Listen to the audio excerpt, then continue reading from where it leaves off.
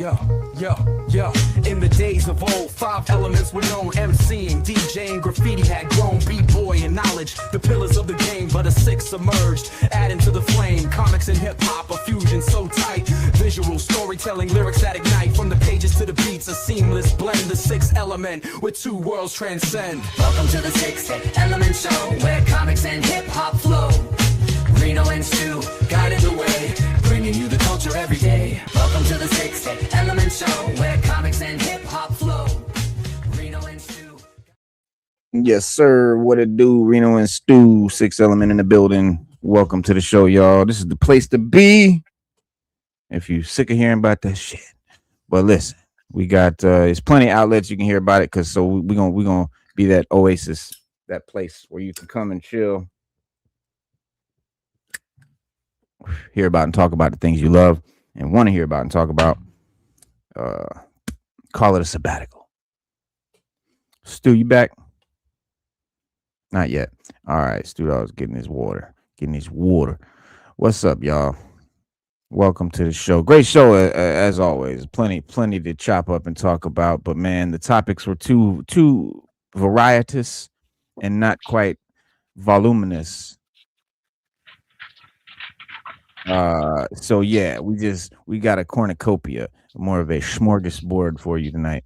Running the gamut, man. We're talking about, I got shit in here talking about Sylvester Stallone and Arnold producing their own reboots, prequels, coming down. We got the hip hop, we got the Killer Mike, T.I. and all them going after the Supreme Court for using rap lyrics as quote unquote a death warrant.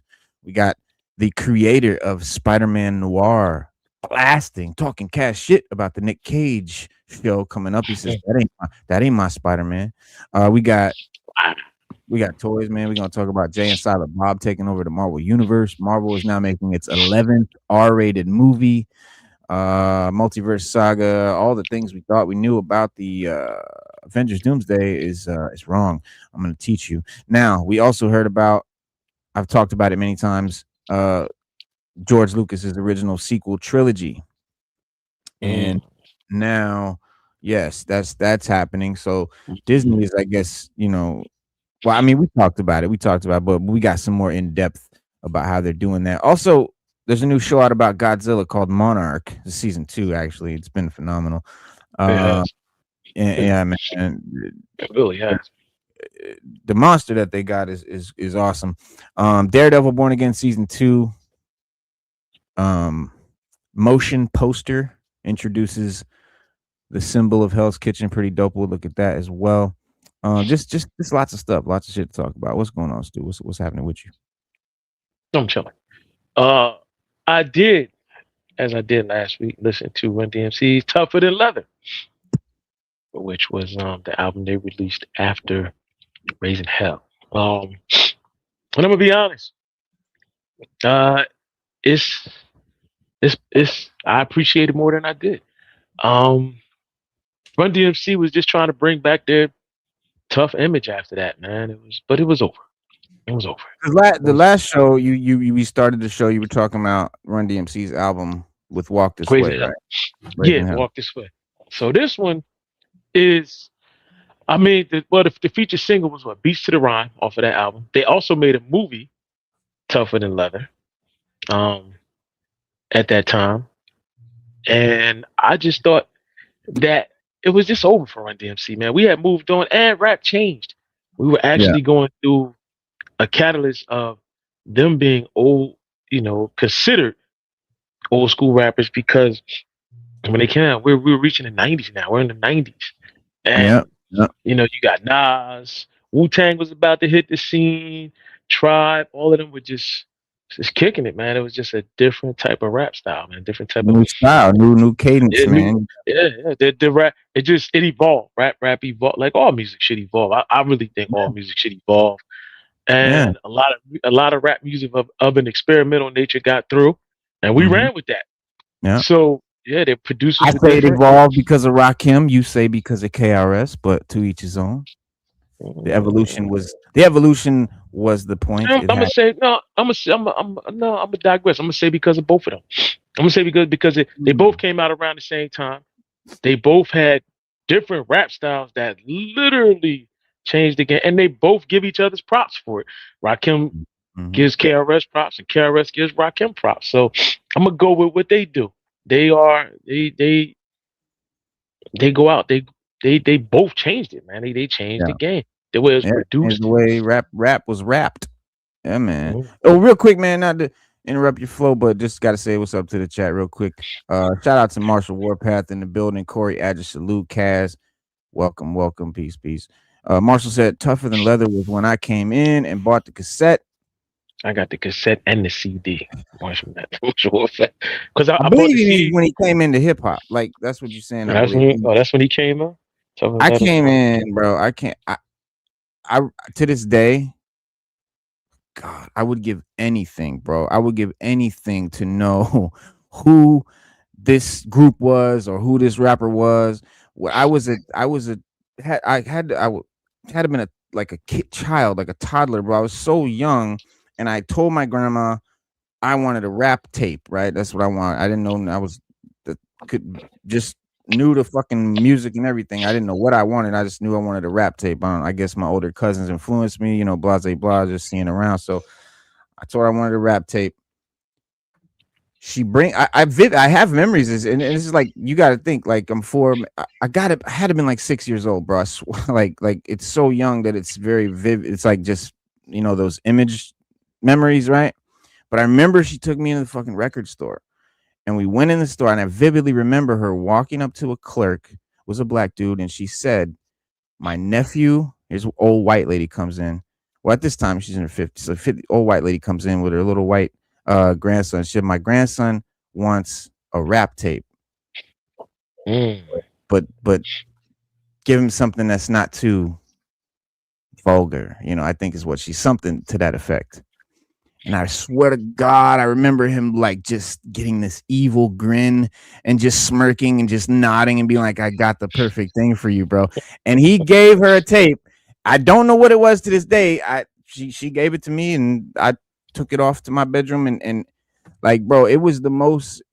I think it might have been, man. I don't know who it was, bro, but it was just like the so vulgar. It was almost 2 Live Crew vulgar, but it was. I don't know who it was to this day. But after that was Beastie Boys, Run DMC, Might have been Fat Spoonie G. Boys. I remember the Fat Boys, Kumo D. Might have been Spoonie G. Damn. He's the only one I know that was super You know what? vulgar like this back I then. never looked into that. It could have been Spoonie, because I've gone back, like I've tried to think of like who are all the rappers in the early. This is early 80s. This is before 85, and I'm trying to think who was rapping then, and I've looked them all up, and I've listened to so many, bro, and I can't find it. I cannot find it. Bro. I don't know what it was to this day. He They said, said, yeah. He said got the Hammer, MC Hammer tape. He said, yeah, nah, Big she didn't get Buffalo the Girl rated. changed my life. So yeah, that was on the Buffalo Supreme Girls, yeah. Team show. They used to play that all the time on the Supreme Team show. Buffalo Girls going on me on the side. On me on the side. Outside. On the outside. Yeah, man. Yeah, I think Yeah, but see, you know what? For me, I'm gonna be honest, the first rap I ever heard was a mixtape. Like the first like we heard Rappers Delight and all that. But yeah. my uncle had came from New York one time, and he gave me these 3 mixtapes, and it was nothing but like it was beats, and then it was dudes on there rhyming. Like they would pop in and rhyme, and then pop out. I don't know if it was the DJ doing it or he had Yeah. guys doing it, but it was dope, man. It was like if you ever seen Beat Street, it was like Was it Jam dope. Pony? Jam Pony? No, Like I don't know. Oh. No, they were playing like they play like jam on it, but they would play like the instrumental. So we had this shit in Florida called Jam Pony, and it was this real popular DJ. He would just cut the music and just yell some shit over the song, and then to keep the song playing. And that shit was super popular. Jam Pony tapes were insanely insanely popular. See, Corey knows what I'm talking about. It's yeah, I remember that shit, bro. Yeah, I remember Jam was Pony. real No, I popular. remember Jam Pony, but I remember I had some tapes out of New York that was ultra dope. It was mostly breakdancing music, but it was Yeah. dope. You know what's wild, bro? It just now hit me, bro. I gotta shout out to my grandma, bro. My grandma. That tape set me on a course, bro, of hip hop. And that was not the last tape she got me. I remember another time I was 9 years old. She brought me a tape from her job. She worked at a department store. And I guess this other guy that worked there was a DJ, and she must have told him her grandson like rap or whatever. And he gave her a tape, and it was Cool Mo D. It had 50 Ways. It had Wild Wild West. Yeah, that, and she gave me that tape, but it was a mixtape. It was like a tape that he put together and like gave her. And like, yeah, I was 9. That was another thing that set me off. 69 Boys, 95. You know what? I opened up for 69 Boys. 69 Boys were the first. That was the first group we hired in our little scheme, because like when I was like in my late teens, we had, you know, the Dope Boys. We would kind of put our money together and pay local rappers to come, because we knew that would draw a big crowd, because nobody's gonna come see our show. Like we realized that, like, we're not famous, don't nobody know who we are, you know what I'm saying? Like we wanted to have a huge crowd, so we knew the only way to do that was to have a main act. So we would pay them like 10 grand, and they would come do a snippet, a quick show, but we would open up for them, and that's how we got our shows off. But 69 Boys was the first one we did that with. Then we did Trick Daddy, and then we did Hot Boys. That was, yeah, Florida. That was the hottest shit in Florida, dog. Stout. Woo. Damn, ain't they the ones that song? What's that? Whoop. There it is. Yep. And you know what that's about, right? You know what that song is? Nah. That song is from Magic City. That's from Atlanta. That's from the strip club. So when the strippers would drop down and you would see the coochie, the DJ would go, whoop, there it is, in the club. Nah. No, you not. Swear to God. No, swear to God. You could look this up. That's what the song was about. Whoop, there it is, was when the strippers would flash their coochie by mistake or whatever, and DJ would say, whoop, there it is. That was from Magic City, the club, the strip club in Atlanta. The Magic City. Hold on, let me read this again. He said, I recorded 5 minutes of funk from my Fisher Price recorder from the radio 1510 KDKO in Colorado, and wrote down every word bar for bar. OG. Dedicated. The OG. I had a karaoke machine. I did that shit too. We all had our original. That was our first little studios. 69 Boys did it first, then Tag Team copied it. Yep. Tag Team back again. I forgot about Tag Team, man. And you know another rap group I people hated that music. I'm gonna tell you the truth. I hated that music. Yeah. I fucking loathed 69 Boys, fucking 95 South, that booty shake shit. And that's what Florida was known for, booty shake. Yeah, booty yes, shake. that was it. And it was the hottest shit, and I hate it because I'm from New York and I'm hip hop, and I was always preaching my hip hop shit, and people around the hood knew me as the Wu-Tang guy, like, because they would be fucking Wu-Tang, because they're in Florida. They didn't feel hip hop, New York hip hop, like we do, and so, you know, I was always at odds with everybody on the music shit, but that but I knew, you know, I understood what was popular, and I knew we had to hire them. You know what I'm saying? They would have got a bigger crowd than Wu-Tang would have got. Yeah, they would have. Which is just we did it. Maddened me to no end. We hate it. I hate it, bro. But it's amazing to me to see Lil Wayne develop into like this straight up lyricist, because, you know, he was part of what we saw as the epitome of the antithesis of hip hop. Like that was the death of hip hop. Like these groups, these Master P's and these huge conglomerates. But yeah, man, seeing Wayne become, like, honestly, probably the best freestyler ever to do it. Off the dome, I say Wayne is the best. Yeah. Let me see. I don't know, Reno. I think I might have to go with Cassidy. I might have to go with Cass. Go ahead. He don't get no props. But no, Cassidy's dope, but he's more of like a battle. Yeah, he's more like a battle. I see people label him as a battle rapper. Songs. Like, I watched the interview where he said people labeled him as a battle rapper because he said when he first came out, when Jay-Z was in Philly real heavy with the rock, he said, like, he had a lot of local recognition. Mm-hmm. And he said what happened was they came in the studio, they brought him to the studio, and he said he said they just kept making him battle everybody. Like he said, I battled Beans, I battled Freeway, all of them, Young Chris, all of them. And he said, so I had to run with that. But he said, but I can get on. Like he was breaking down, how to rhyme to a beat. Like he was like, a lot of battle rappers can't rhyme to a beat. They don't know how to do it. He said, I always had that. But he said, but that's how I had to get on the scene, because he said Jay wasn't gonna sign me. And that's what they brought me up there for, so he could hear me. But he said, but once I started eating everybody up, he was like, man, I can't mess with this little joker right here. It's like, So he said that's how he came out. But I give Cassidy credit, man. I heard him drop some stuff, man, that blew my mind. Yeah, Cassidy is nice, bro. He real nice, but he never gets his props, bro, for the niceness that he is, man. He just don't get it, man. You got some guys that's real creative like that. I give Wayne his props too. I give Wayne his props too, because Wayne inspired a whole generation. I give him his props. A whole generation. They love him.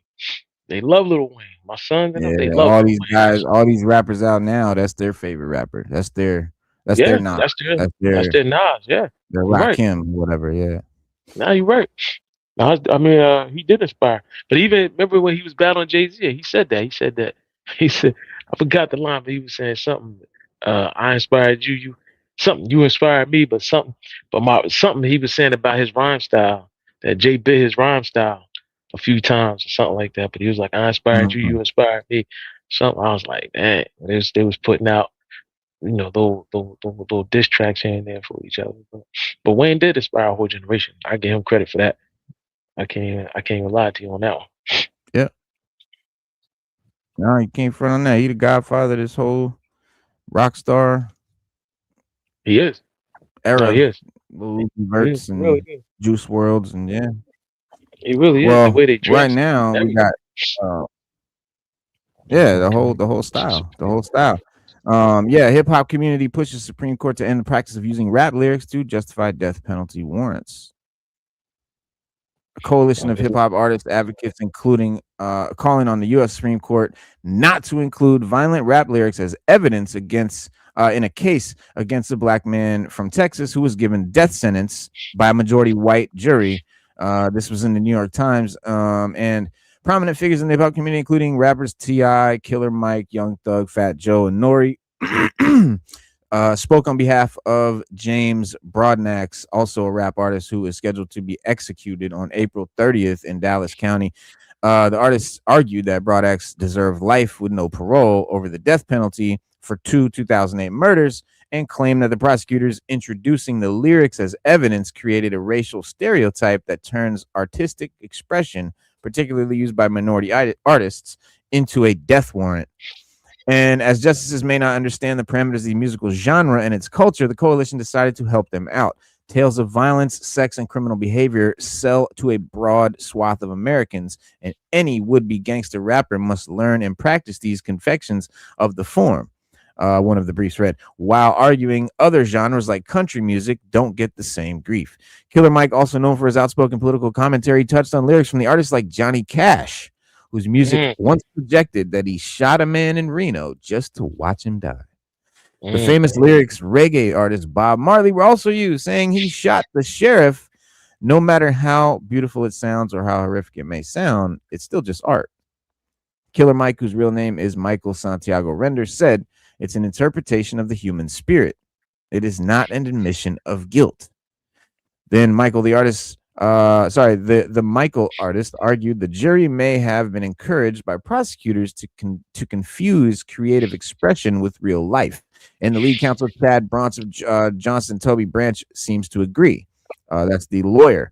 And according to the Washington Times, in a brief, the lawyer feels that treating hip-hop lyrics as literal evidence of future violence encourages jurors to decide death penalty cases based on fear and stereotypes over the law. He also claims that without the presence of the lyrics during the guilt-innocence phase of the trial, the state failed to have legal relevance in the underlying charges. Broadnax was convicted of killing two white men, Matthew Butler and Stephen Swan, in 2009 and 2008 during a robbery in Garland, Texas. The lyrics, which prosecutors claim had a general theme of robbing, killing, and selling dope, were introduced after the conviction during separate proceeding that decided if he should face the death penalty. In order to guarantee the death sentences, prosecutors must persuade the jury that the defendant is a heightened threat to society who may commit more violence and under acts of Texas law. Astro World rapper Travis Scott also submitted a brief favor in Broder, saying that rap music is protected by the First Amendment and called the ruling unconstitutional. He argued that criminalizing the genre is an infringement on his rights and that the high court should clarify constitutional limits of using protected artistic expression as evidence of criminal propensity. Mike seemingly agrees, highlighting how at a young age he also wrote silly or incriminating lyrics. He believes Brodex should go to jail, but the death sentence is far too steep. He said, I said a bunch of stuff that I thought was hardcore, that I thought would sound badass, and for those times it did. He said, being grateful that they were never held against him.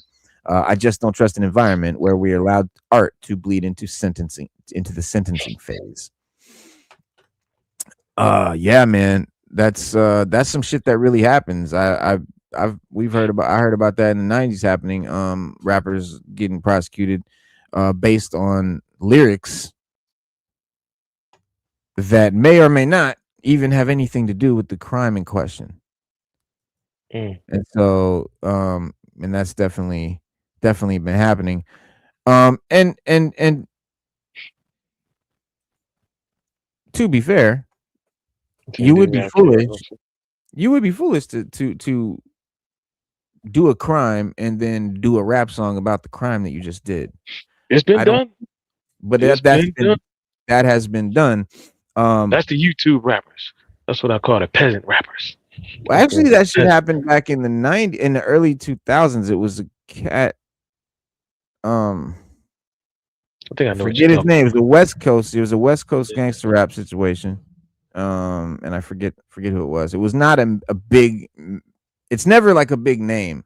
Like the rappers that do that shit, it's never a big name. They're very much. They're pretty much they're fans that are trying to recreate what they see, and they think that Dr. Dre is really riding around with a shotgun, robbing people or selling dope or whatever. When Dre never has done anything close to the sort, and but they some fans or some people who may not be smart enough or haven't been exposed enough or educated enough, they may hear this shit and think that the artists doing it or saying it are actually doing it. And then they may turn around and actually do that. And then, like you said, Stu, today we do have drill rappers. And shout out to Kaz. He also mentioned that as well. Straight up in Chicago is real big. Chief Keef, that whole thing. And then, guys definitely just rapping about the actual, banging that they're doing. Is kind of some new shit. It's something that, I think it's a misunderstanding of what our generation was doing on the mic. Yeah, we were expressing stories that, in a way, like it's like a movie. Like we were basically doing a movie. Like when Martin Scorsese, does Goodfellas, the actors and shit, they're not really gangsters, but they're portraying gangsters doing gangster shit. Yes. Because it's provocative and entertaining and all that stuff and romantic and blah, blah, blah. So when a rapper does that very same thing, they write a song, they write an album, Ghost and Ray, for example, the Purple Tape, that shit's all about this mafia family that doesn't exist, alter egos that the Wu-Tang made up, and they wrote this whole cinematic sort of movie on tape. Yeah. But they weren't actually doing that shit.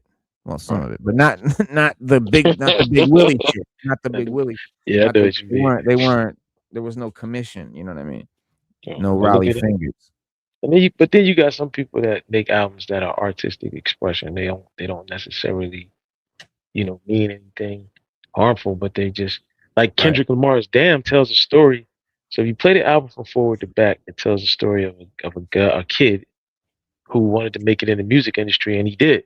He made it big. But if you play the album backwards, from last track to first track, it talks about how the kid it just ends up bad. Like it's just the total opposite.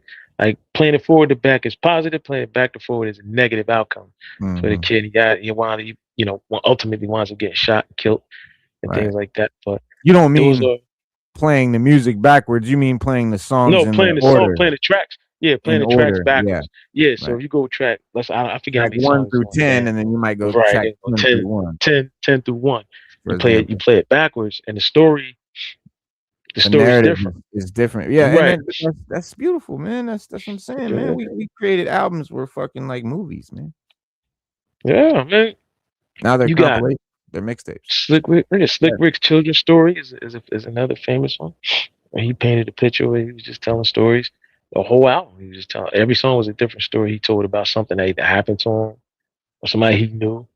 Uh, it's a lot, man. I really think Mhm. that they should stop doing that to rappers, trying to incriminate, and they've been doing it for years, trying to incriminate them through their music. Dave Chappelle talked about it in the special he just did. He said the FBI had a whole division called they called them the hip hop police, Oh yeah, and that's that's what a they real did. thing in New York. That Yeah, was he real. said that. I remember that Yeah, all that yeah, shit I was remember going that. on. Yeah, I remember that. Yeah, and he said he broke it down. He said he didn't know. He said it's like yo, Feds watching, like they watching them, and then they go back and listen to their lyrics and try to bring them in and lock them up over stuff they said and they think they did. They try to piece it all together. Yeah. People say, Wow, word. but I'm Damn. glad they doing it though. I'm glad they doing it. So Yeah. What the fuck is happening? also, My yeah, the Mandalorian trailer. The movie's looking better and better each trailer I see, man. Um, the I'm Mandalorian actually, trailer? yeah, I'm Yeah, actually kind of hyped for it, man. I really am. bro. What the fuck? All right. Well, yeah, I'm gonna have to restart that shit. Oh, man. My computer is not responding. It's being an asshole. Hopefully this won't fuck up our show. I hope it doesn't. I'm just gonna refresh the Browser. the Windows Explorer.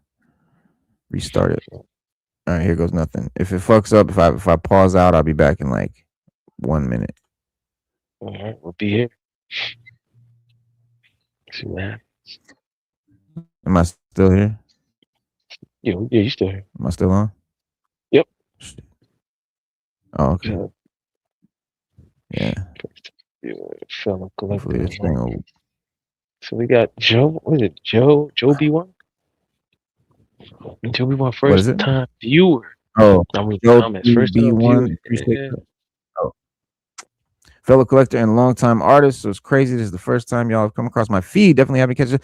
That is wild, man. I really appreciate you coming through, man, and definitely by and telling us that too, because YouTube has been very let's say stingy with sharing us. We don't know why, but we appreciate you, man, and welcome to the show. Hit that like and subscribe. We do this every Wednesday and every Saturday, bro, at 7 p.m.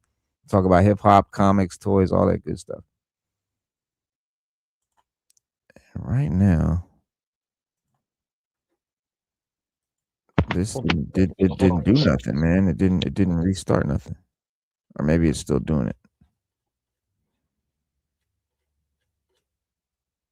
Hell no. All right, let me try to. I got y'all. What the?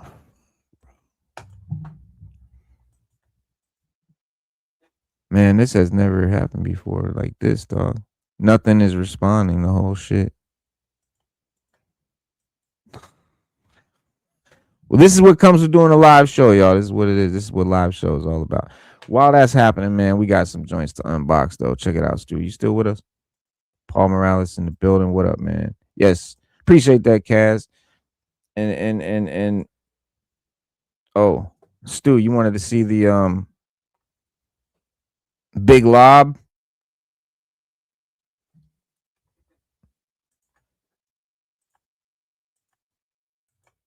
Shit.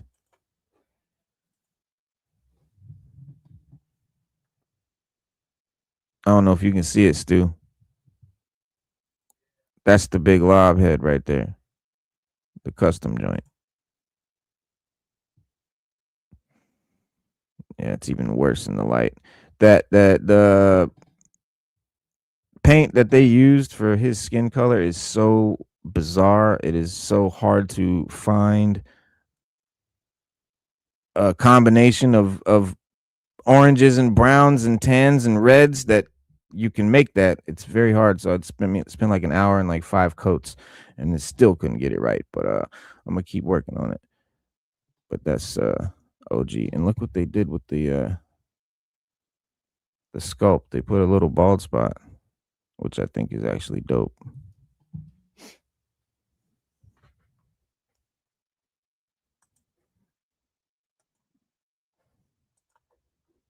Oh, son of a bitch. Yo, let me know in the chat if y'all can hear me. EGC, what up, man? Peace, peace.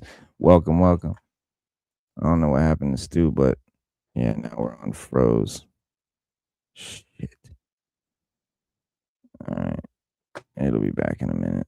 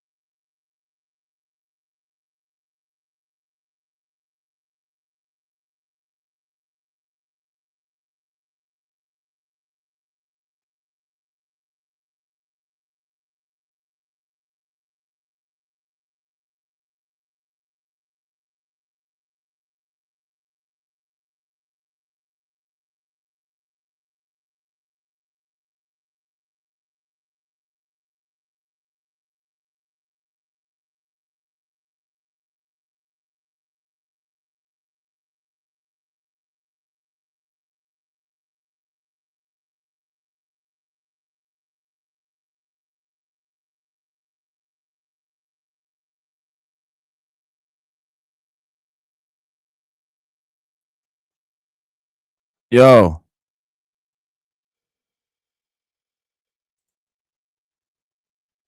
Why is my glasses crooked? I just seen it. Shits was bent. Yo, what the fuck happened to Stu?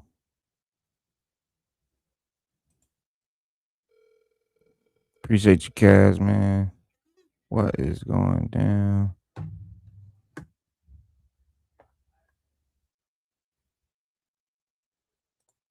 All right, well, we back, man. I appreciate you, Stu, man. I mean, Kaz, man. Appreciate you for holding it down. All right, man. Stu, though, I don't know what happened to Stu. He'll be back in a minute, I suppose.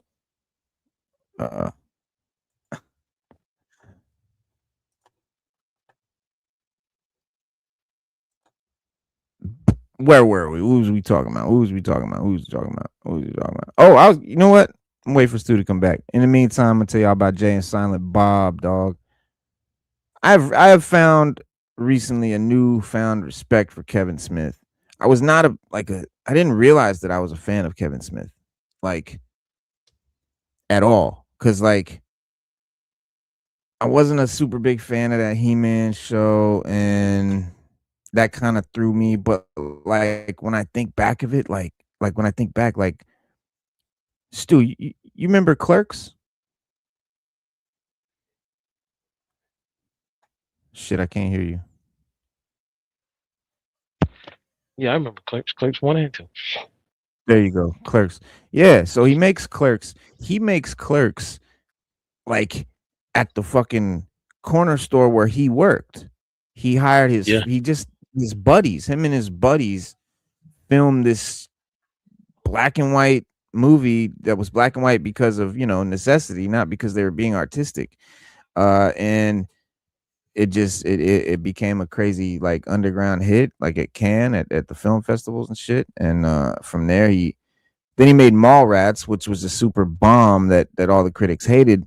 But us comic nerds, It's got a cold following. Stan Lee's first cameo. Yeah. Stan Lee's like famous for his cameos. It started with Mallrats, and like a lot of comic nerds, like that's where we were like, oh shit, this is like, this dude's like us and shit. And then he did Chasing Amy, which was weird to a lot of us, but at the same time, it definitely had its comic, side to it, and it was all about comic creators and writers and artists, which was dope and kind of kept him in the realm. But Dogma was actually really good. Fucking George Carlin. Dogma was straight. His movies got better. He launched his Ben Affleck. Yeah. Ben and Matt. Like he launched his Ben and Matt. Yeah, his movies got better as time went on, and as he got more money to make movies better from the movies that he made before that movie, he invested in them. It was just his movies got better as time went on, all of them. But my point being, like, my respect for him has come because like I've realized what he was, just like a poor kid from New Jersey that is now basically living his dreams, right? Living all our dream, any you know what I'm saying, anybody's dream. The craziest success story, rags to riches, you know what I'm saying? It's a dope story, and I didn't even really know all that. I seen a documentary about him and shit. But his homeboy Jay, him and Jay and Silent, they're together. They're Jay and Silent Bob, and then they did a movie, Jay and Silent Bob Strikes Back, which was kind of making fun of all his movies and shit, but posing him as a comic book character, Silent Bob, which was kind of a Batman, and Jay was kind of a Robin. And they have a comic book now called Jay and Silent Bob, Jays of Future Past. Not now. They've had many comic books, to be fair. There's been a lot of Jay and Silent Bob comic books. A lot. You can watch Comic Book Men. They talk about a few of them on there, but they've talked about it. I've heard about it. I never really seen a lot of them, but I've seen a lot of them on that show and shit. So they definitely have made comics before. But Marvel is promoting this. Which also Kevin Smith is a comic writer. He also wrote Daredevil. He's written a lot of comics stories too. He's written for a lot of characters. Daredevil, I know, it was his big break. I don't know who else he's written though. I think Batman, but he's written, some big mainstream comics. And then obviously he just made the He-Man thing and shit. But Jay and Silent Bob, Jay's of Future Past, says Jay and Silent Bob take over the Marvel Universe this summer, on their way to invade the Marvel Universe. So yeah, they got a comic coming out that's like has them interacting with, the characters of Marvel. Like, how dope is that, dog? If that's just you and your homeboy, bro, that you grew up with. Mm-hmm. You know what I'm saying? Like, that's the illest fucking shit. Just two childhood friends fucking now chilling in comic books. That's just wild, man. It's a crazy story.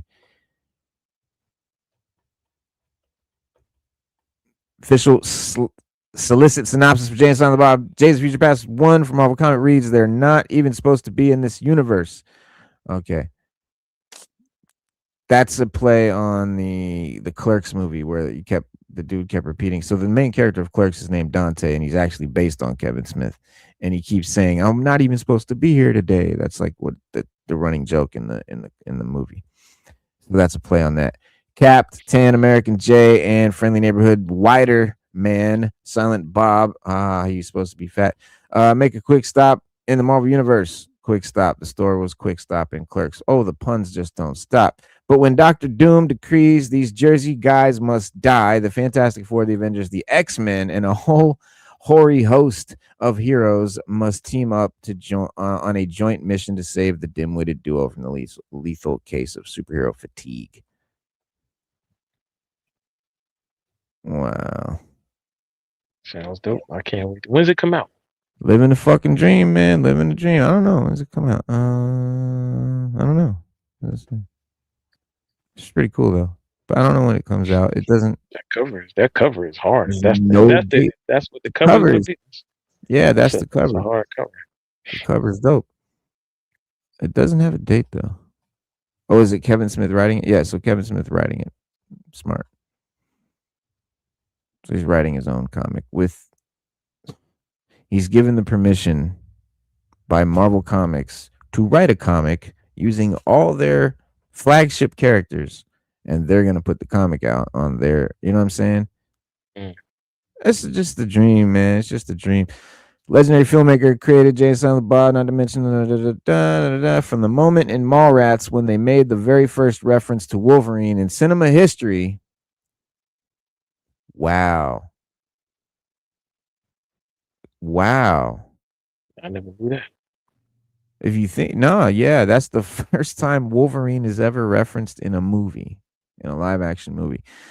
That's dope. I've always wanted, that's a dope thing to be able to say, bro. Imagine if you could say, first time Wolverine has ever been mentioned on YouTube was right here on this channel. Like, that would be a dope fucking bragging right. He said, I've always wanted Jay and Silent Bob to meet their Marvel heroes in a comic book crossover. Crazy. Yeah, no date when it's coming out, but I'm sure it's somewhere. Let me see.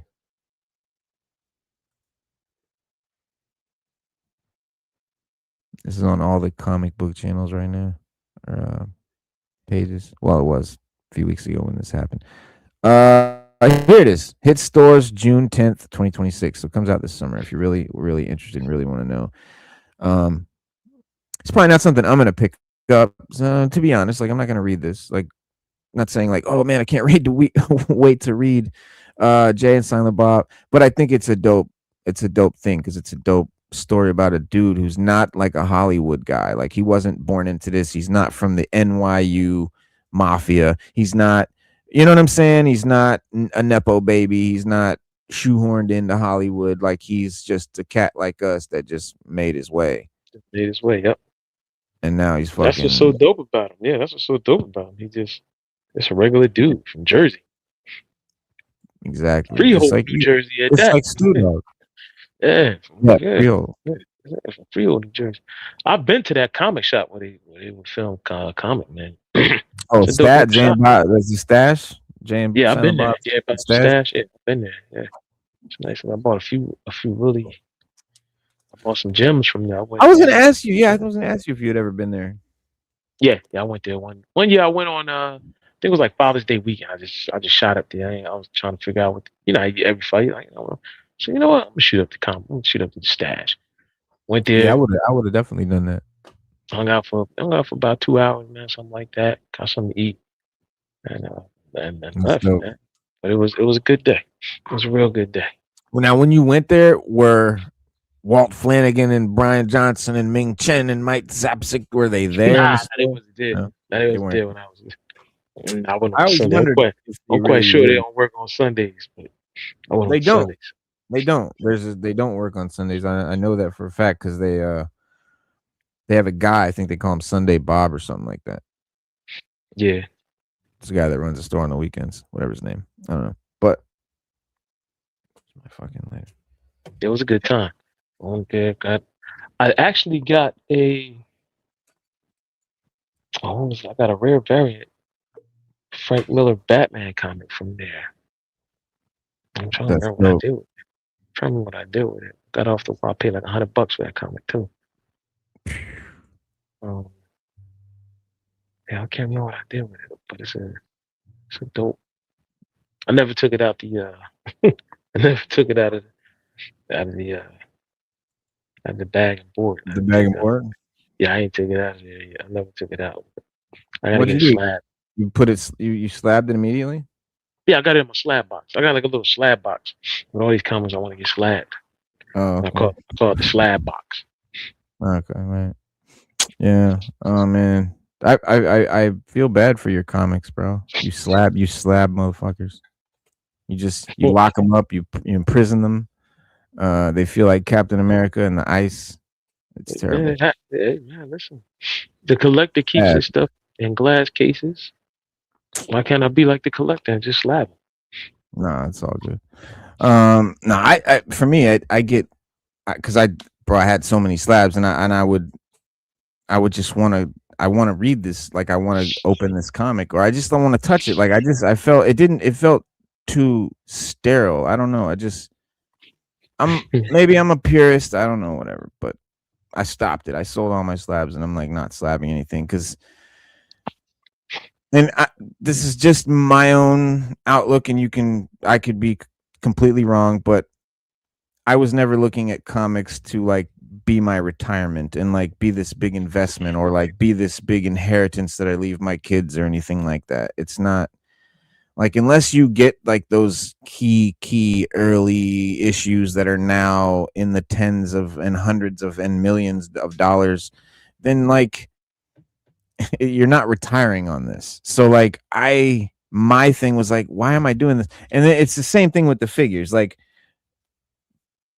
keeping figures in boxes, like collecting boxes, and then you just got boxes on your shelf. And I've seen a lot of guys' shelves where they're just boxes in rows, not even facing front, like side, like you can't even see what's in them. You're just seeing the side of the boxes, and it's like that's their collection. It's like, why? Are you going to sell this new modern toy one day and make millions? No. So like, what the fuck are you doing? I could see the reason you keep a thing in a box is if it's like a vintage thing, right?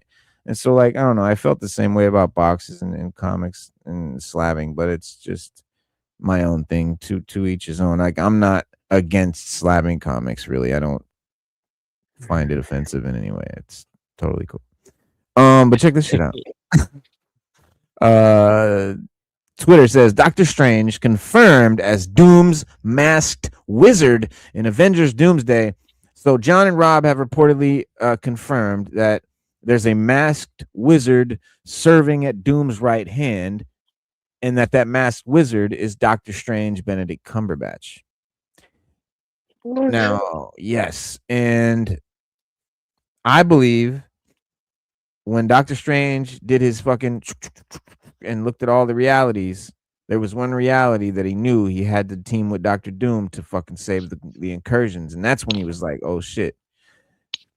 Now the mask that's been seen, that's for the movie, has a third eye, which is obviously a reference to Doctor Strange's third eye that opened at the end of Multiverse of Madness, just when it opened like that, and he was like, oh shit. So in Jonathan Hickman's 2015 Secret Wars run, which I highly recommend before you see this movie, this is what they're basing it on.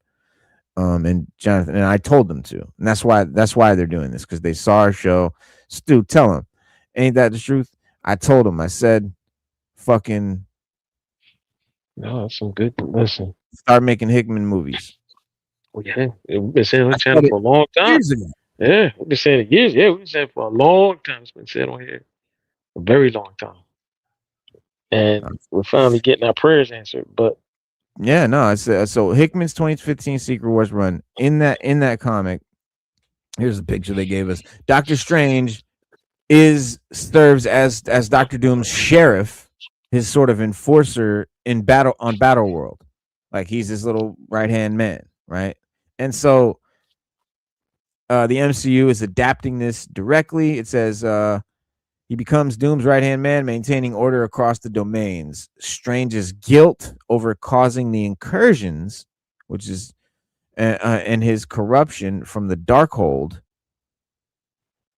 for Multiverse of Madness, and his belief that doom is a cosmic necessity, right? This is something that has to happen, kind of thing. All lead him to serve as Doom's enforcer. He's not mind controlled. He chooses this.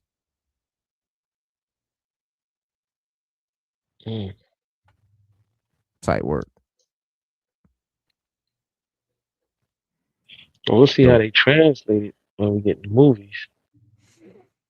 Well, that's what he's saying. He's saying they're going to translate it by, instead of this, what you see here in the comic, he's going to be having a mask on, apparently, with a third eye. Not sure why, but like, yeah, that's that. And then you have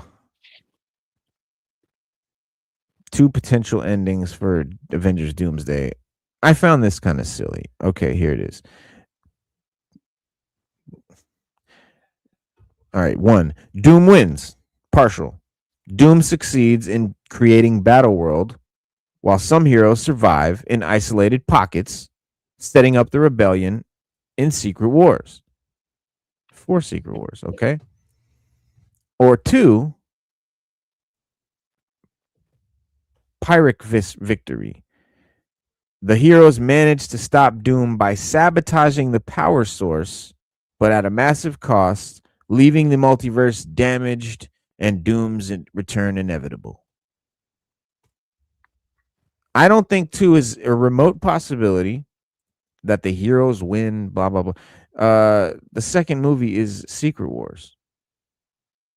So we know Doom succeeds in creating Battle World. So that's it. If you don't know, that's what it is. Doomsday is basically going to be Doom winning, fucking shit up. All about Dr. Doom. Doom fans, we're going to have a great time. Then Secret Wars is when the heroes, toys, huh? What are they good for? Absolutely. Say it again. Toys. What are they good for? Well, what they're good for is dopamine, and distraction, from monotonous depression. This is a great new mail call that just came in today, so we'll check those out in a minute. But this is also on your favorite fan channel website right now if you want to pre-order it. This is the Hulk from that super dope cover where he's just gunning and there's just bullets flying, shells flying everywhere. It's a dope cover. The glasses, he's got glasses too that are in the box. But yeah. The whole thing's dope. I had to get him. Yeah, I had to get him. But the only reason I'm getting him, not because I really like this Hulk per se, I'm getting him because it's based on that cover, which is one of my favorite covers. It's a really, really dope cover. I wonder if we can find that cover. Like, how would I find that cover? Let's see. You know the issue number? I don't. That's why I can't think of it right now. But I'm gonna try to.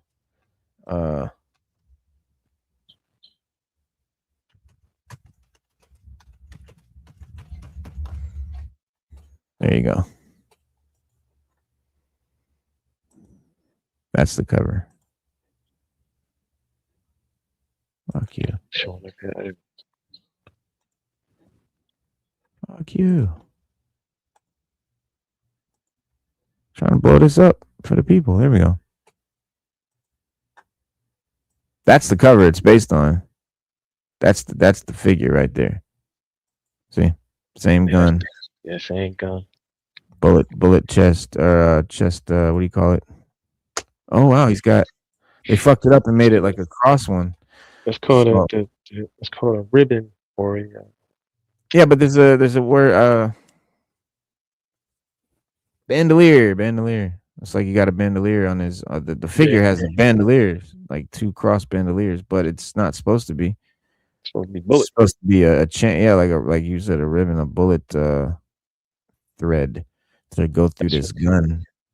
I forget what they call it. The official name for it is called Speed. I don't know. something else. I forget. It'll come to me. That's what the term. You ever hear the term when somebody said, "I'm gonna give you the whole 9 yards"? That's where that term comes from. It comes from because that string of bullet is 9 yards long. So I've heard another reason for that term too. Yeah, that's where that term comes from. I'm gonna give you the whole 9 yards because that's a 9 yard. Bullet that feet is 9 yards. Some World War II shit. Yeah. Get a whole 9 yards. All right, wait. Damn, that dude looks pretty dope. There he is. Oh, there he is with the cross thing. So there he is, and I think he's got and he's got the slippers on. See the bunny slippers. That's part of the. Good day, lads. Look at that big green chunker. He said, "I got my 9 inches in me jocks." The whole 9 yards.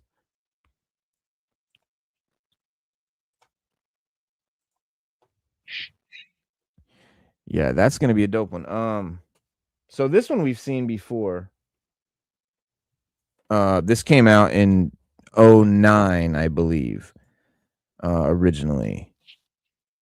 The 20th anniversary Captain America. You'll love this one, Stu. This is, I think, the best Marvel Legends mold for Cap that they've ever done. I agree. That joint is phenomenal. Look at that. The scales are 3D, fully detailed. I love that armor. How much did you pay? Did you get it for a good price? No, these are like retail price, like regular retail price. You could pre-order them. This is a reissue. So the original, it says right here, it says I thought about keeping this in the box because I was like, oh, this is like that one classic one, and like I don't believe in really keeping shit in the pack. But it's a card back and it looks really cool, and I really love the classic Marvel Legends feel to it. It's super nostalgic. And but then I was like, nah, it says it right here that it's a reissue, so it's not like having the original one. So fuck it, we'll bust it up. It says for 20 years, the Marvel Legends series has brought the iconic characters and storylines of the Marvel Universe fans worldwide to celebrate the 2002 Toy Biz release. Marvel Legends proudly presents the 20th anniversary series 1 featuring Captain America, Iron Man, Hulk, Toad, which was a weird first wave. Captain America, Iron Man, Hulk, and Toad are like an obscure X-Men villain to go with the 3 Avengers characters. Yeah, you should have just put out another Vision. You should have gave us Vision. Right. Somebody. Or somebody. And then, yeah. Or if you wanted to do a villain, you could have done Doom or anybody really, Thanos. At least give us a villain that they go up against, like. So out of the caps that they've done, shit, there's a couple good ones. The Secret Wars one I thought was like gonna be the best thing ever, and it's really nice. It has the scales similar to this one, but when I do a comparison, is his chest smaller or just the scales? The scales are smaller on the new one. It's almost like a greenish when you look at it to the color. Well, here you can see it better. I'll show you in a second when I put the head on. But yeah, so he's got the scales, but his rib cage is almost like a different pattern. So instead of a red in the middle with 2 red stripes on each side, this one's got white stripe in the middle with 2 white stripes on each side. Not that means anything, but that just shows you it's a new body sculpt. This one is pinless joints, which is lovely. This one has pins, which I loathe, but I will tolerate it because this is like the best cap, the most official cap that I've ever seen. But this one was, until I saw this one, And this one came with a broken shield, which I don't know why they thought that I we were didn't going to get love. that. Yeah. We hated that broken shield. What are you talking about? So I gave him the shield of the Ultimate Universe cap, which I also have, which is a decent cap, but he's Ultimate Universe. He's not. Doesn't look totally OG. He looks more tactical, but he's still got the blue and red and white. But so I gave him his shield, and then I gave the broken shield to the zombie cap because that Which looks made more great. sense. Yeah, it Right, looks that great made with more zombie sense. cap. Yeah, it Yeah. does. Then I gave zombie cap shield to the Ultimate Universe cap. So then I get, because it was it has like a silver star instead of white, and I wanted the white to go with the OG cap. So I did like a 3-way swap with the shields. Everyone has the perfect shield now. I don't know why Marvel Legends can't understand this or figure this out themselves, but it's all right. We help them out. And then we got this beauty, which is phenomenal. The Marvel vs. Capcom cap, and looks amazing. Yeah, that pose had to do the thumbs up, but it looks amazing. The difference being, because he's Marvel vs. Capcom, they don't do the scales. They don't do a lot of detail. It's just supposed to be like the video game, so there's no scales on his armor. So this guy is basically this guy with scales and pins. This guy's pinless, but yeah, if you want the perfect Marvel Legends cap, you need all these. You need the zombie cap, and you need the ultimate cap. And when you have all those caps, you can put them all together, swap the shields around, put them together in the right way, and then you can build the ultimate cap, just much like we just built the ultimate Punisher the other day. Remember, we took those two Punishers, swapped some arms, swapped some hands and gloves and boots, and then we had the OG Punisher, and we had the Punisher from the Spider-Man, Amazing Spider-Man cartoon animated series.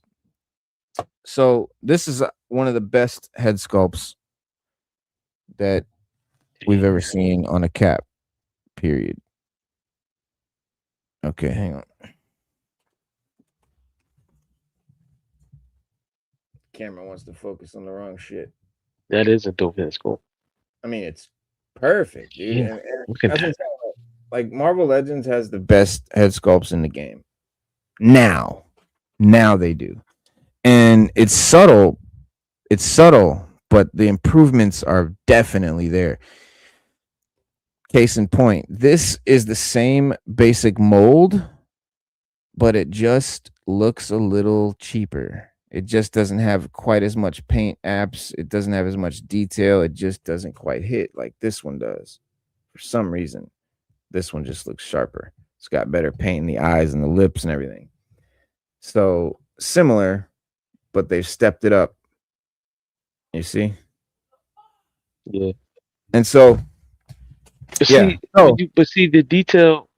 What I like about that is how, like, when you look at the new one, I mean, not the one right there that you got. Yeah. With the cow with the A is very, very profound, and then the wings on this cow sticks out, which makes it, to me, you know what I mean? Like, I like the way that looks. Hell yeah. I like that, man. I like that they did that. But that cap right there, so I'm gonna have to order that joint. I'm sorry. Yeah, you can get it, bro. It's worth it. But I really wanted to put this head on this body because this is like a phenomenal head sculpt. Will it fit? But it came. Well, here's the thing. It came with this guy, but I mean, you can't not go with this head sculpt. Like, you got to go with this head sculpt. So I had to. So I was gonna put this one on this guy, but then I realized this dude is like greenish blue compared to this blue. On the camera, it just looks like a lighter blue, but in you real can life, tell the difference. Yeah, you can tell the difference. Yeah, you can't do it. So sadly, I had to keep this one. I'm just not as big of a fan. I don't know, something about it, but it's not bad. Yeah, I mean, this is a cool. So this comes with a cool thing. Let me bust it open. You know what?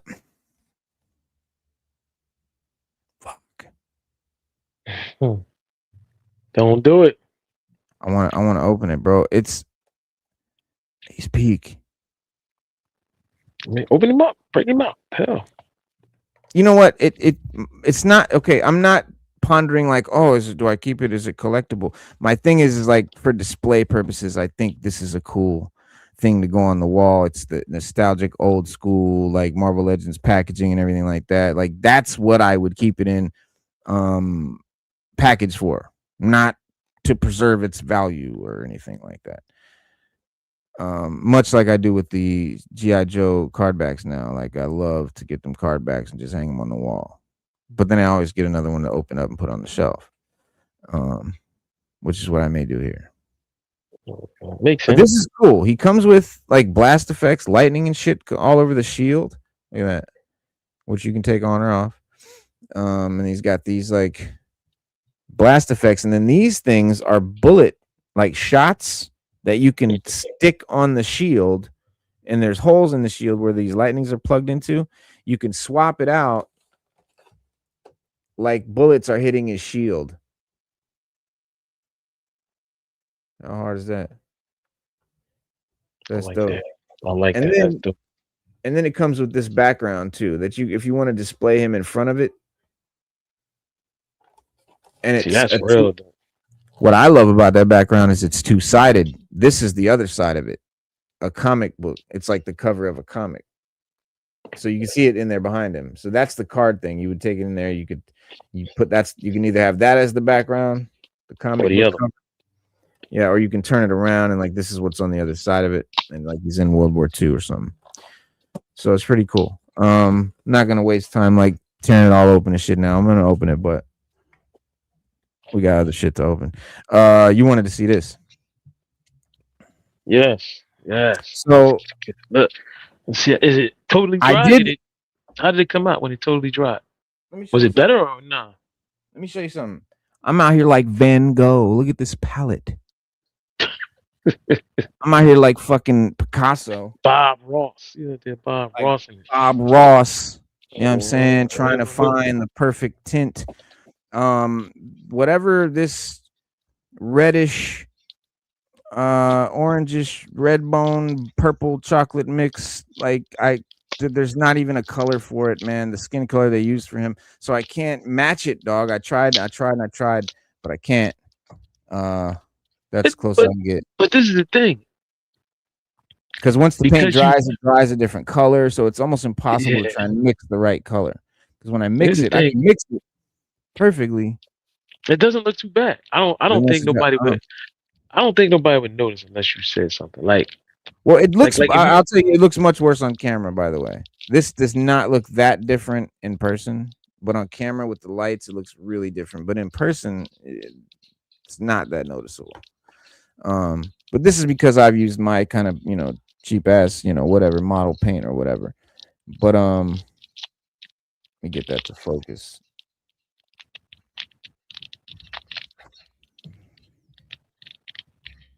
There you go. So he's got pupils and corneas and all that. He's not that bad. It's a little shiny, a little on the shiny side. It's super shiny. It's super shiny. Yeah, it's super shiny. Which I don't know what to do about. I'll just find a more matte paint. And look, the mold has a fucking bald spot. Which I painted in. Yeah. Look at that. Look at the indentations. Yeah. That's a bald spot. So I fucking painted it in. But it works. I like it. Because it's like he grew up. Like he's older Big Lob now. It's classified. Classified Lob. Like 50-year-old Big Lob. Yeah, I just couldn't do the high top fade. No, it looks good, man. It looks good. Like I said, the paint's a little shiny, but overall it looks good. Like it just. Yeah, it's a work in progress. I mean, I'm not leaving it like this, but I'll fix it and shit. And then I got to figure out the eyes too. What's wrong with the eyes? I don't know. Something about them just look different than other figures. It's like they're too bright, they're too big, they're too, I don't know. Which now it's not focusing, but yeah, I don't know. I think It's hard to tell. Maybe they use I think they use a duller white that's not so white. Because I compared him to other figures because I thought his eyes looked kind of weird, and I compared them, and it's like they look pretty much the same, but something's different. I think these are too white. I don't know. I'll figure it out though. Right. Also, I think the cornea, the part that has the color in the eye, I think I made it too small. I think that needs to be a little bigger. The pupil, the black dot in the middle is there, but I think the brown part needs to be a little bigger. I think. I don't know. It's a work of art. It's a work in progress. It looks good. Well, good. I would go with it. I would just go with it. I mean, the worst comes to worst, you always got the original head, but it doesn't make a difference. Like the one you put on there actually looks good. Works. Yeah. Now we had that dope ass Tales of the Jedi animated show that Disney Plus put out, and they gave us a really cool version, a young Count Dooku. A young Duke. And hold on, this is not focusing right now, but I'm gonna take him out anyway. You'll see he's got a cloth cloak, and what's cool is he also comes with a salt and pepper bearded Dooku head, which is what I'll definitely be rocking. The beardless, I don't know, beardless Dooku, beardless Christopher just doesn't do it for me. I do forgot. It for you. His name is missing. Ronnie, what's his name? Chris, I know you know. British chap that he is. What's his name? Christopher fucking bro. Never mind. Here he is in all his glory. Now, this is when Dooku had blue lightsabers because he was not Darth Tyrannus yet. He was not a bad guy yet. No, not yet. Yeah. And if you read the book, you got to read the book, bro. The Dooku book is amazing. Really? It is really, really good. Yeah, Ventress and all that is in there. Like the young Dooku, it tells about his upbringing, his becoming the Jedi, and all that, and then like what happens and why he leaves the order and blah blah blah. It's a great book. It's a really good book.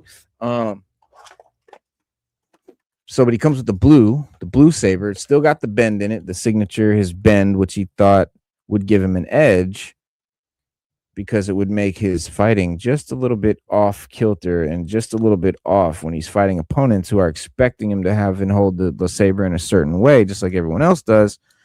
But he felt like if his thing was curved, his blade would just always be in just a slightly different place than his opponents expected it to be, which is a super, cool, smart way to write a story. Now I read that the curvature in his blade was like you said, but also it's part of his fighting style. It's like a forbidden style that nobody uses or something like that. Well, yeah, that's what I mean.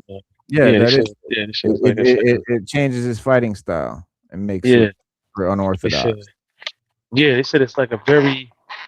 There's an old Sith that did that shit back in the Bane days. Yeah. Yeah, they said it's like an older style. Yep. Darth but Bane. They said it's one that he uses to throw his opponents off. Yo, this is a dope figure. This is a really, really good figure. I like it a lot. The cape and shit is great. This cloak has a plastic little catch to it, but it's cloth, see? And it's got design on it. It's got stitching. That's dope. Hell yeah. I gotta give him a shout out on that one. That's good work, dog. That's fly work. That's fly work. He's got this little rubber tunic, and then a little hole right here where you could stick his lightsaber hilt. But these new sabers that come with these new figures come with a new sort of motion action blade that you can swap out. So you have their little their lightsaber handle right there that you can stick on their belt. There's a little thing it keys in, and then they can also ignite the thing. Dope. And then See, I thing like comes that. When I first saw that, I was like, yeah, why didn't they do this years ago? Give us those. But check this out. Then you could throw this one in there. And it's supposed to be like he's swiping it. Little motion blur. Yeah, so why didn't give us that years ago, man? I like that. Yeah. Yo! What's up? 79. My son. What year were you born, Dad? Yeah, that's peak. She threw his head off a little bit and said, the disco era. So I'm going down the disco era. The disco era. All right, there it is. The young Darth Tyrannus. Still Count Dookus. Count Dooku. Count Dookie. But it's a great figure, man. I like it a lot. I definitely recommend it. Yeah, it's it is dope. Like I could honestly say, looking at all of the Black series that I've ever seen, it's one of the better ones. Well, I like that they're doing, I like when they do cloth and stuff like that. It really adds, which they've always done, pretty good with mixing cloth into it. Now this guy here, moving on to the next one, that's pretty much all there is. Nothing else to see there. Count Dooku, that was it. Count Dookie. So he'll be posting up with my Black Series display is all in a box right now. Like all my Black Series figures are in a box, except my Sith. All my Sith are just kind of standing in like a half horseshoe circle around Asajj Ventress and Darth Vader's apprentice from Force Unleashed. They're fighting in the middle. I got that. The only shit I have up is I got Chewie, Lando, Leia, and Dash Rendar, and I got all the Sith, every Sith that there is, plus Anakin. And then I got that Ronin dude, the Ronin set up thing with the box and shit. And then I got Dr.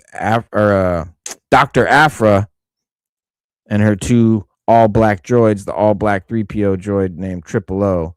He's a fucking murdering bastard assassin droid. He's got all kinds of weaponry and shit. He's crazy. Awesome. And last but not least, from one of the games that I love to play on the first Xbox, I believe.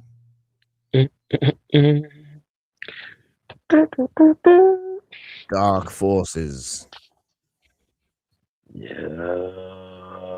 Kyle Katarn.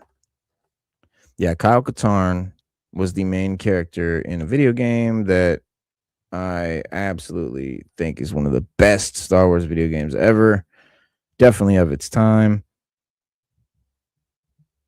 But it's a dope figure. He comes with a pistol there that goes in his little holster with the cool effects on it, or details rather. He's got a nice rippled cloth effect there on his shirt, which is a nice attention to detail with the plastic, something they have started doing, shit like that. And then he's got the motion blur saber blade, and his is way wider than Dooku's. That's weird. Guess he just takes wider swings. Way wider, dude. Look at that.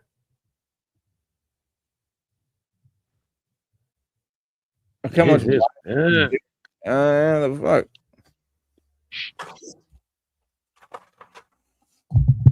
But yeah, Kyle Katarn, super, you would not know of this character unless you played that video game. But if you played that video game, you know Kyle Katarn. Because he's pretty much the main character.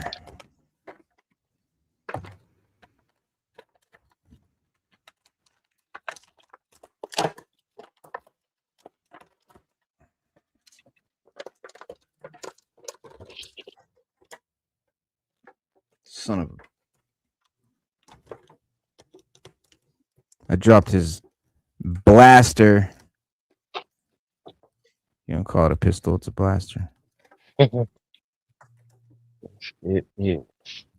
All right.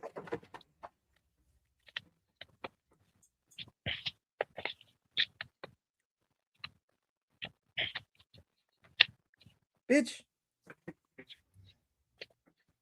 Nice piece.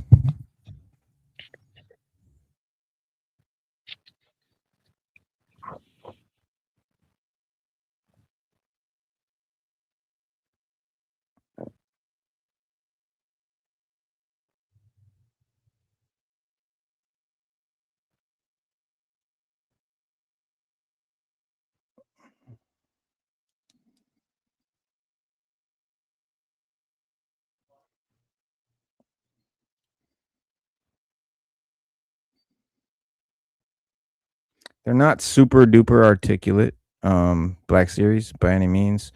They generally rarely have double joints or butterfly joints. Chest, yeah. Don't have a lot of they don't have a lot of torso bends or anything like that. Anything single jointed elbows and knees, pinless, so that's nice, but not known for their articulation. More a representation of well-known character.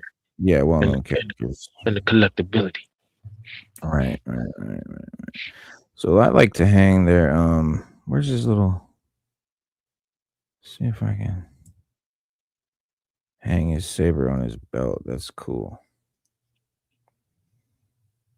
They made the little knob thing so short. It's so snubby that it barely even goes into that hole. That's what she said. There's no way it's gonna hang from this belt. No way. That sucks. That's too tiny. Why did they put that on there? Oh man. Diddy's dick.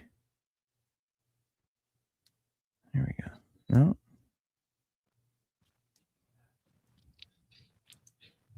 Yeah, nope, not happening.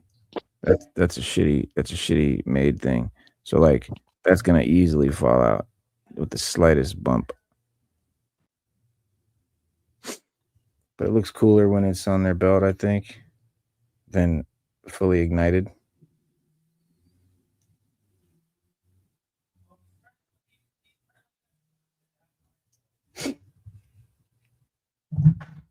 Yeah, that's up. It falls right off. Yeah, he's dope. It falls right off. That sucks. Wow. You might have to glue it on there or something. I don't know. Yeah, something, because it's not even near long enough to even go into the thing. Like it barely reaches. Yeah, just not well made, not well thought out. It barely goes in. Slightest bump knocks it out. But yeah, I'll have to glue it because it looks cool right there. Dooku's, though, I think had a much longer, yeah. Dooku's has a much longer sort of peg on it. So when you take the blade out and hang it on his belt, and it's got that cool sort of claw on the end of it that sticks out. Spike, yeah. Yeah, and I don't know, it's got a real translucent quality. It's clear almost, especially the little claw thing. So I'm gonna run over this with some silver paint. But in the meantime, plug that in right there. Yeah, I mean, I guess the conundrum is you don't want this really long post sticking out of the base of the handle because that is unseemly. It's not, canonical, whatever. They don't have that button there, but this one fits a little bit better, but it does make it hard to hang it on their belt. I think they should come up with a different system. That little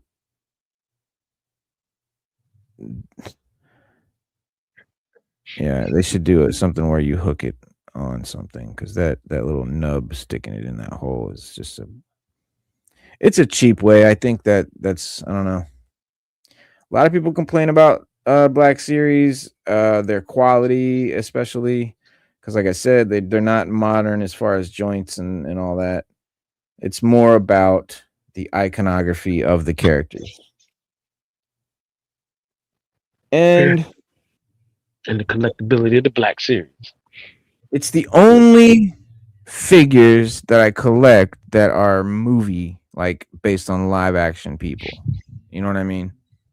Like MCU figures, I hate them.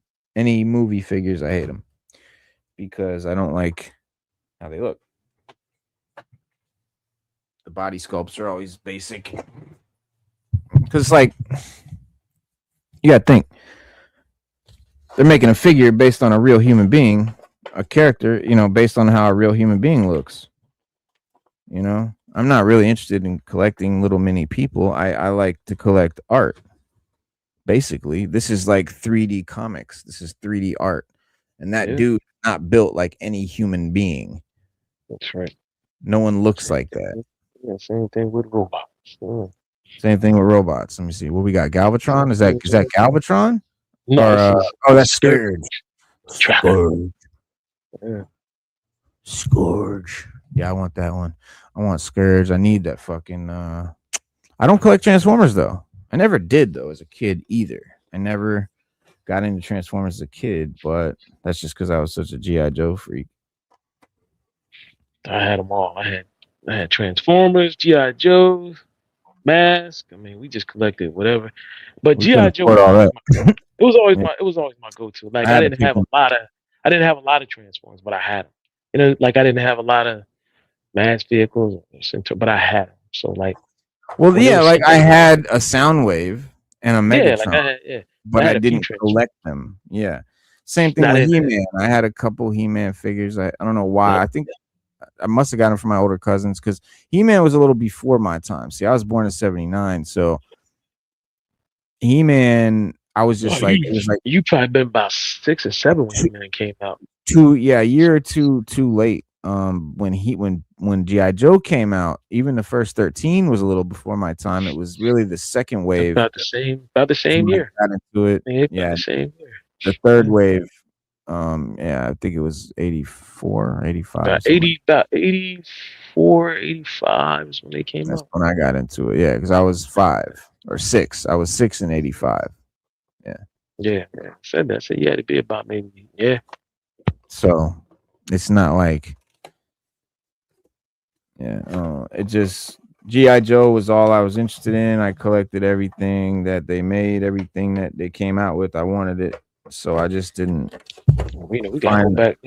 I think G.I. Joe was like, I'm lying to you. No, I couldn't have been 85. You know what it was? About 82, 83.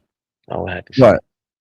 For the 3.75, the O-ring. Oh, that was 82 when the first G.I. Joes came out. 82, yeah. Yeah. He-Man probably came a year or two after that, I think. I'm not. Yeah. That's probably about maybe.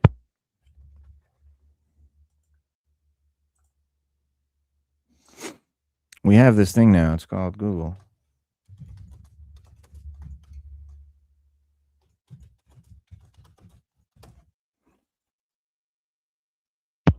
Yeah, I think. So He-Man first appeared in probably like a year later, if I'm not mistaken. You are mistaken because you didn't use Google, sir. What year? You didn't use Google. They came out in 82, just like G.I. Joe. But the cartoon, I'm talking about the cartoon. Cartoon came out in 83. Yeah. And the movie came out in 87. 87, yeah. But the toy, I remember, either came out. Yeah. Toy came out in 82. Yeah, I said it either came out the same year or year after G.I. Joe. It wasn't, but they were like right behind each other. And the cartoons, we didn't get to like a year later. Yeah. Yeah, because I used to run on them joints. Yeah. So like my older cousins and shit, they had those 82, 83, 84 toys. I sort of got more in. I started really playing with toys probably in 85. I was about maybe 9 or 10 when they came out. Yeah, wow. But G.I. Joe was one that what's crazy? Like G.I. Joe was one I always was like hardcore on. Like that is the toy collect. That is the toy I collected the most. Like that was the one I had the most of. The most of anything was GI Joe. I had a couple of things. I had a Voltron. I had some Sectars. I had a couple of robotics. But different things here and there. When the cartoons came out, you had to get the toy. But GI Joe was something I always had. Like I always had a lot of Joes. More over anything else. When they had the superpowers and they came with the little superpowers figures that Tom McFarlane re-released. We were crazy about those, and even the Marvel ones, we were crazy about those too.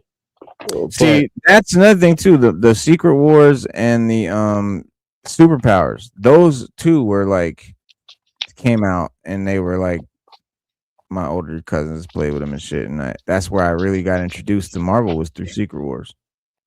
Really? Yeah, when they came out, they blew us away. Even though they had no articulation, they blew us away because it was kind of really like the first time in the 80s that we had those toys. The only ones I remember from back in the day was the giant 12-inch dolls. That was it. Yeah. And you might have had a little stiff figure here and there, like a Spider-Man, but nothing to the level of what the Secret Wars were. And the crazy part is, if they would have just made their knees and their arms bend, the figure would have been that much more phenomenal. Yeah. You know what it is, bro? Here's the thing. I think Marvel and DC, these were toys as merchandise of existing characters. Yeah. Right? G.I. Joe, He-Man, those were toys for the sake of being toys. Those were literally created to be toys. Like the He-Man cartoon and comic and G.I. Joe comic and cartoon were literally created to sell the toys. So they were made as toys. The characters were toys. So like that, I think, is why those toys where the character is the toy, right? It's not a known character. So they don't have an IP to sell it based on. Like the fact that it's Spider-Man sells it. It doesn't have to be all articulated and have accessories and all that shit. It's fucking Spider-Man. That's it. That's all you need to know. Okay, great. It's already selling. It has a pre-made fan base. But like G.I. Joe back then, these were unknown characters, completely unknown characters. It's like today, it's like Bobby, it's like the Valorverse, or even better, Mythic Legions figures, or those other lines that are out, like you see on now that they make other 6-inch figure lines that are made up characters. They're way better than Marvel Legends. They're better than G.I. Joe Classified, which is I think the best of the line for the money. But they have to be so much better because they're made up characters. They're unknown characters. Classified is using characters that have been around since the 80s. They're well-known people. They're well-known characters. Marvel, it has to do even less, right? You can almost judge it by the quality of the figure. The more popular the character, the shittier the figure. Almost. It's like Marvel DC, well-known figures kind of shitty, not much articulated, not much accessories that sculpts or whatever. Then you can go up a little notch. G.I. Joe, not as near as well known as Marvel or DC, but well known enough. But we're gonna make them really good because they're well known enough. But G.I. Joe, not so hot, not a hot property, hasn't been that popular since the 80s. It kind of just never came back to its height, and so yeah, they have to do a better figure. Now you get to a character that's completely new, made up, no one's ever heard of it. This figure has to have cloth, it has to have metal, it has to have state-of-the-art articulation, fucking 10 different colors, fucking, it has to have, a whole set of accessories, 50 hands, 8 heads, right? Because no one's ever heard of this character, so why are we going to buy it? Because it looks amazing. Yeah. And then that's where the thing is with Black Series. It's like they're banking literally on the fact that these characters are known Star Wars characters. That's it. They know that this toy is not being sold because of the toy, it's being sold because of the character. Classifieds are such great figures because while they are being sold as the toy, and while they are well-known characters, they are still characters that are known as toys. So they have to be the best toys. And I mean the best. Like this figure right here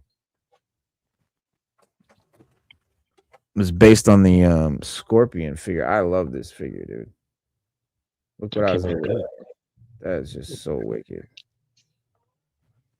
And yeah, the accessories, the articulation, the sculpts, the different molds, the cloth. That's cloth hanging from the back of his hat and shit.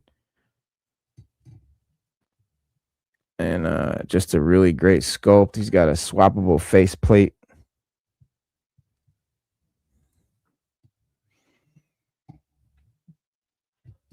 But all in all, one of the better, an amazingly made character because no one knows who the fuck that is. No. But it's so dope. Dope. It's So dope. fucking It doesn't dope. matter because dope. It doesn't matter. He's dope. That's it. And like I've seen a lot of videos and people trying to judge figures and why these figures are made shittier than these. It's like all you have to do is look at the characters. If it's based on an IP that's extremely popular and well known, the figures suck. Case in point, all the hip hop figures, they're not even fucking toys. They're basically little statues, little rubber statues with no articulation. Because it's not about the toy. It's about the album cover that's on the back, the card back. Yeah. Which is sad because we're paying, $20 to $50 for a piece of cardboard with a print of an album cover on it from, whatever. And then this little rubber toy with no joints whatsoever. Maybe the arms move, maybe like at the shoulder. That's it. That's it. Or it's like Pops. Like Pops. I don't understand why people buy Pops. I really don't. But they love them. Because no articulation. They're based on. Yes. Yeah. Right. Yeah. That's a great example. It's a good example because Pops, the figure is nothing. It's all about the character, the box, the name, the character. The character. Yep. And it's like they did the full package. They gave you everything you could desire. Yeah. And no articulation. Yeah. Right. Because it's all about like, oh, I can't believe they made a figure of this. That's what I think Pops is, yeah. And it's more for the casual. A lot of casual collectors collect Pops. Like they love them. Like there's a guy I game with. He showed us a picture of his computer stand one day. The whole wall is full of so his computer is a desk sitting here and the wall is behind it like this. Yeah. And so he had it pulled up. The whole wall was Pops. And then he had it lit up. And I mean, it had to be at least, I would say maybe over 200 Pops he had. Like on the stand and just around the computer, just on the wall. It was dope the way he had it. The way it looked, you can tell he took his time and put it together and made it look good. But I was like, man, that's a lot of damn Pops. All right, we've got about 50 of them. Jeez, I got maybe 10 at the most. Like I think I have, I got like, let's see, 3, 6, I 9, don't even think I got 10. 1, 2, 3, 4, 5, 6, and then I got 2 more. I got about 8. Yeah, I got 17 right there, plus 2 big, like kind of medium sized ones. I got the big Biggie album cover, the Biggie Ready to Die album cover. I got the big Night King on the Dragon Game of Thrones one that's like that big. But then in Blaze's room, he's got like 2 shelves of them, like probably another at least another 30. Yeah, I was gonna say Blaze probably got about 100 of them. He probably got about 40, 50 of them. Yeah, at least 30. But he has one signed, like the Goku Pop is signed by Sean Schemmel, who's the voice actor that plays Goku in the cartoon. I got one that looked like me. I got one that looked like me, and it's holding the comic book. It says 6 Element. That's what we need, bro. We need 6 Element Funkos. I got one of those on my computer desk. Hip hop heads. Yeah. Bro. Yeah. But I did use a lot of came up with $1 million idea just now. Boom. It's called Hip Hop Heads. And in the box it's just a head of your favorite rapper or hip hop personality. Like a dope mold. Bro, that shit would fly off the shelves, bro. It would. Remember Mad Balls in the 80s? I remember those. Yeah, they were really popular. They was huge. I know people had millions of them joints, man. Yeah. And you know who referenced Mad Balls? I think I swear to God, Group Home reference Mad Balls in one of their songs. I had to go back, but yeah, I wouldn't put it past them. I believe it. that was a cool. But yeah, they had Boglins was another thing that was like a in the box toy. Like you keep the toy in the box was the kind of, you know what I mean? Like Funko, you don't take the Funkos out. Most 90% Nah, I never collectors took. keep them in the Nah, box. yeah, I've never taken any of mine out of the box. I started taking them out. Like when I first got Funkos, we had a bunch of them, and I had them all on the shelf, just standing up, like outside of their box, because I thought it was cool. Like I was like, what the fuck do I want the box for? Like I didn't know that was part of how you did it, like how you collected them. Yeah, that box. And I That box means a lot. had little Funkos chilling, but yeah, they're absolutely worthless without the box. But Yeah, that's again, that's if you're collecting to invest or whatever, you know.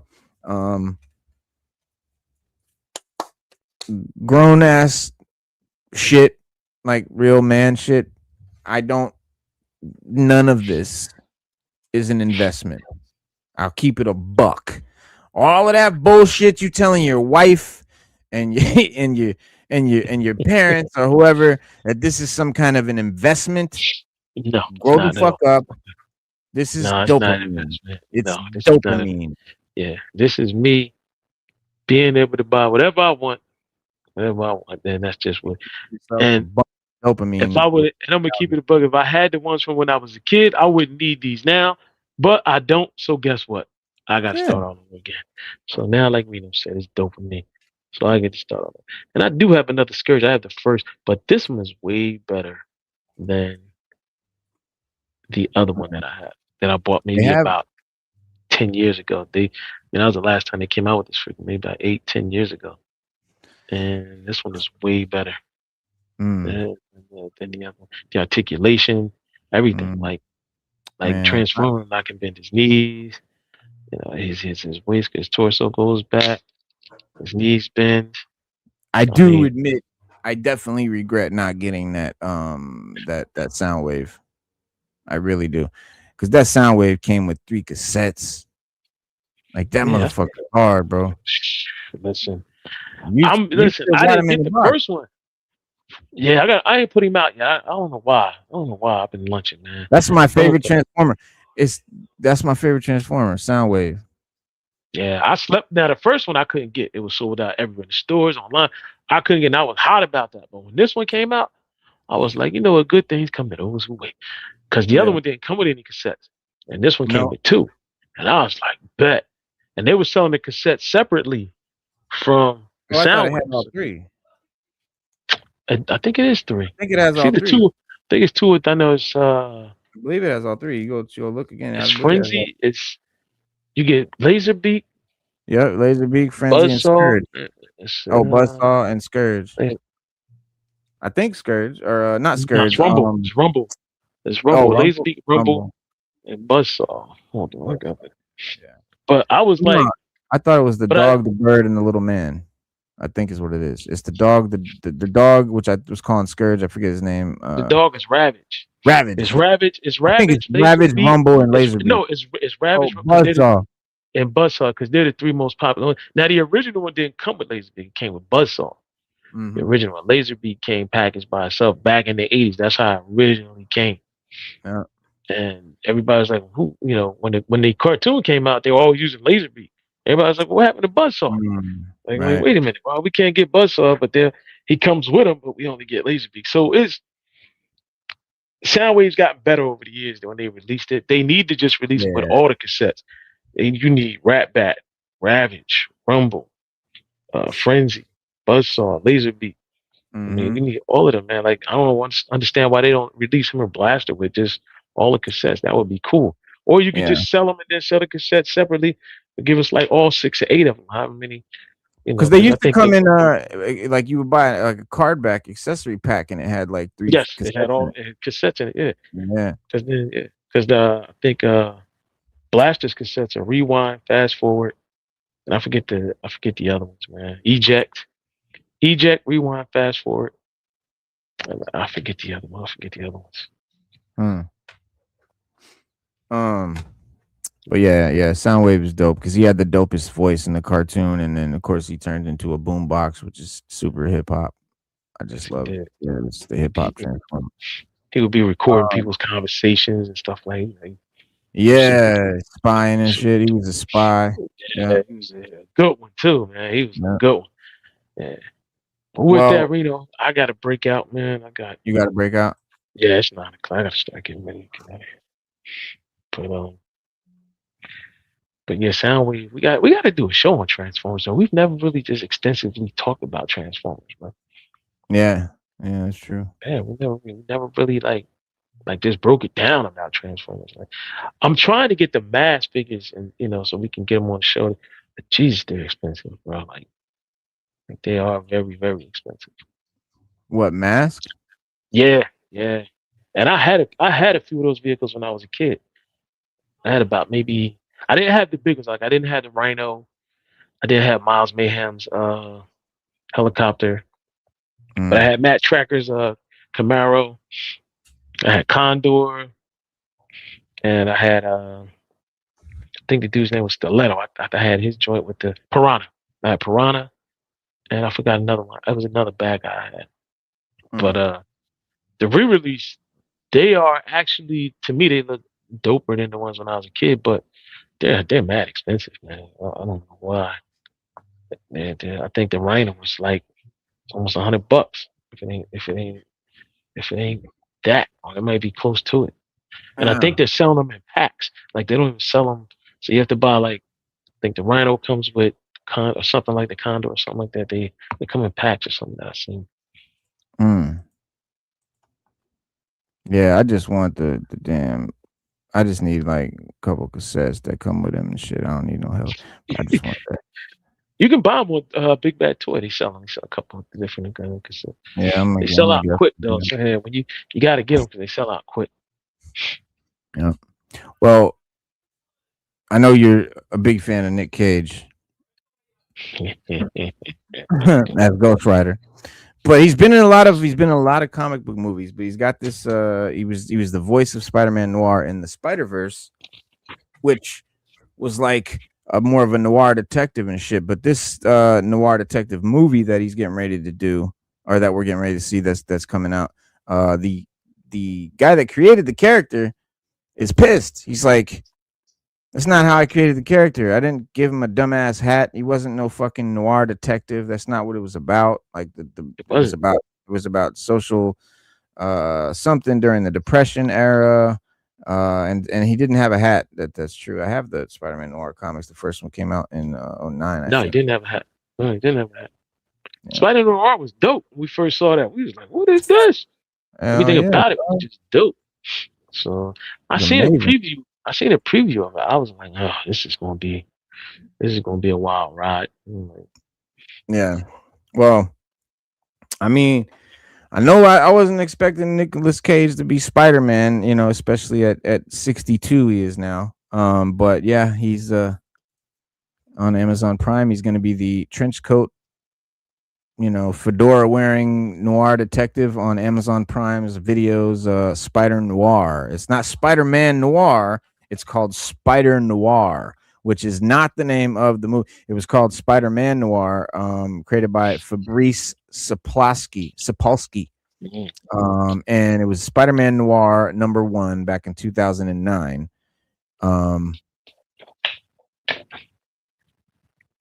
Which means It's this bad boy here. they're doing their own thing. Yeah, and you see how he looks. Pretty much, yeah, pretty much. Yeah. That's how he looked there. He's got no hat. There he is. And there it says Spider-Man Noir. I gotta go on the Unlimited app and read those, man. Oh yeah, dude, they're phenomenal. It's just, but it's not it's hard to pin. It's not what you would expect from a Spider-Man comic or any kind of comic, really. It's a really groundbreaking thing. I loved it. But apparently the guy that created this comic is not a fan at all of the Nick Cage joint. he basically, blasted it on social media and on an interview and shit. Yeah, he was cussing it out. He was saying, he said, I can't blame him. I can't. I really here, can't. he said, it's not. If you look at what they made, Sony and Amazon have made, they have made a different product. They made something that is not what I created, that does not even have the same name.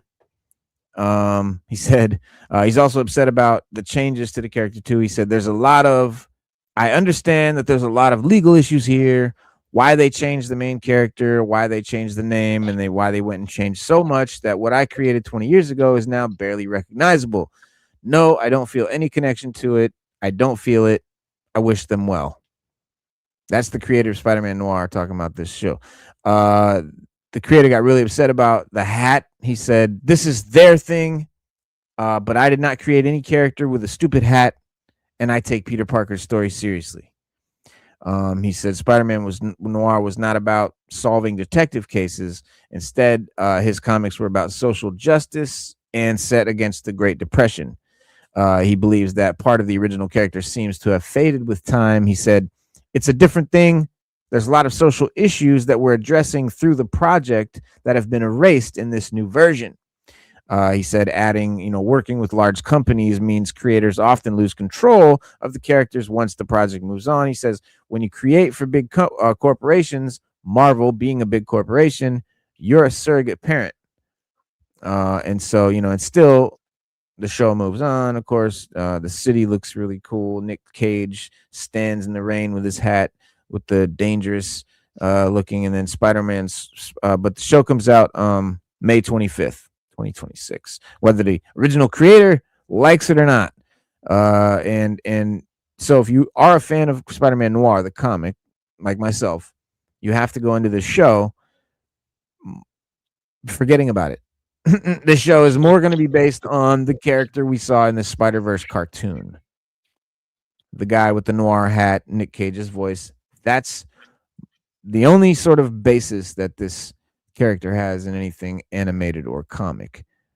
But as for Nick Cage and comic movies, he's done a lot. He's done it says here every Nick Cage comic book he's done, every TV show, and there's a few right there on the picture. Superman Lives, 1999, if it had been made.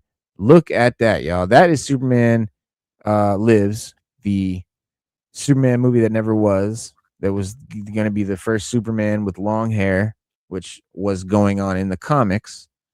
And everybody loved that long-haired Superman because it was different and he wasn't, they thought he was a little edgier, I guess, whatever. But we did see screen tests of this suit, and it's like a plasticky, molded, kind of weird-looking, very alien suit. So it would have been something very weird, but it was going to be very weird. That was kind of the thing. Let's see. After his performance for 1995's Leaving Las Vegas, Cage took a pivot a few could see coming for such quirky, passionate actor, especially when it continued to mix plenty of small, character-driven films even after achieving stardom, in which he still does. Right now to this day, he's pumping out indie movies like it's nothing. He just does it. He likes to work. But now suddenly he became a bona fide action star. In short order, he'd star in The Rock, Face Off, and Con Air. 3 really big hits that were all really good, all of which were hits. In the process, he transformed both the public's perception of him and as well how the studios saw him in terms of the box office potential. Oh, he was still entertainingly weird, but now it was understood that his weirdness could anchor a genuine blockbuster. Yes. Right. And he was weird, and he always had it. He was very weird. Oh! He did all the weird shit like that, but it was all super entertaining, and it was like almost cool that it was weird. And it was like, so that's kind of like the fan base was built on. A lot of skepticism, blah, blah, blah, blah, blah, blah. So yeah, he was going to play Superman. There's a really great documentary called The Death of Superman Lives, What Happened. The Death of Superman Lives, What Happened.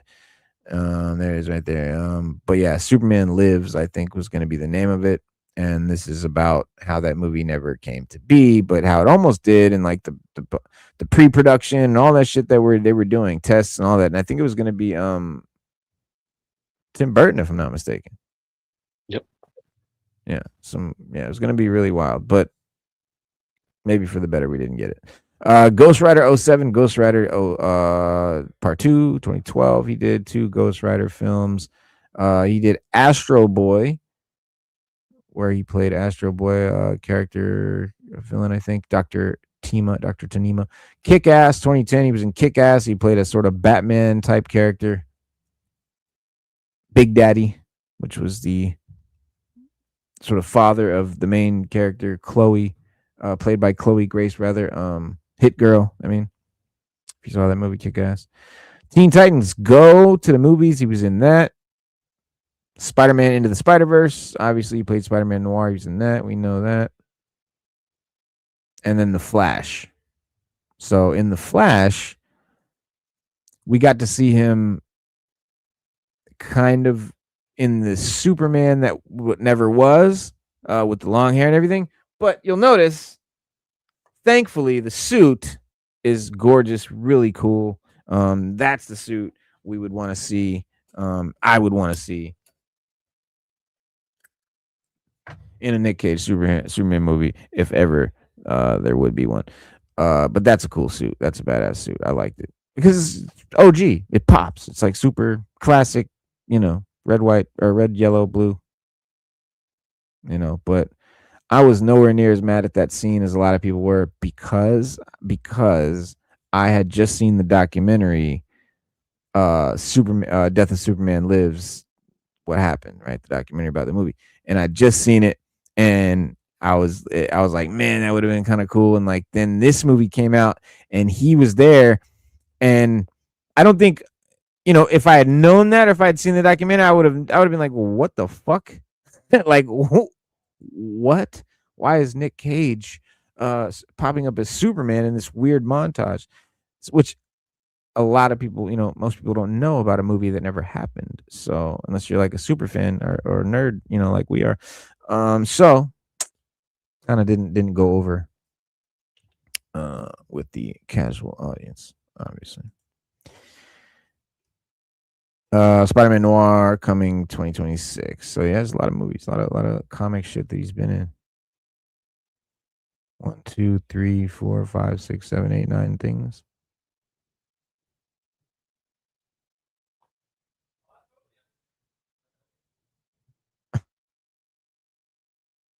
It's funny.